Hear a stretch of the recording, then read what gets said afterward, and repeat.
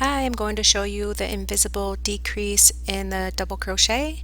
Okay, so this is a great tip to show you how to do 2 double crochet together and it looks like it's one stitch together. Okay, so let's get started. So this is what a double crochet decrease looks like.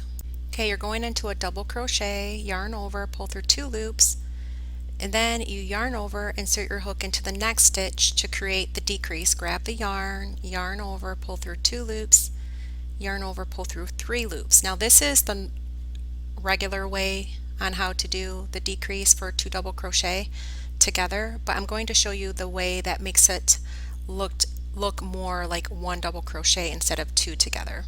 So instead of going into the next one and pulling through the 2, you're going to insert your hook as though you're doing a single crochet, grab the yarn, then yarn over and pull through 3 loops, and then yarn over and pull through 2 loops. So I'm going to show you that again. See the difference? The other one, you can see the 2 together, and then in the one I just did, it looks just like almost 1 together, so it's more invisible. There's a difference.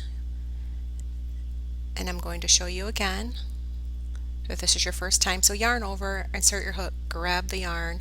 Instead of pulling through 2 loops, you're going to insert your hook into the next stitch as though you're doing like a single crochet. Grab that yarn and then yarn over and pull through 3 loops, and then yarn over and pull through 2 loops.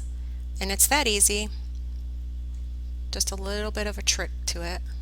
And then go to the next stitch and grab it, the yarn, and then pull through the 3 loops and then pull through 2 loops, and it looks like 1 stitch rather than 2 together. So it's an easier, and I feel like maybe even a better way to do the decrease for the double crochet. In another video I'm going to show you how to do the single crochet invisible as well, if you've never seen that. Okay, so I hope that little tip helped you. So thank you for watching, and please subscribe.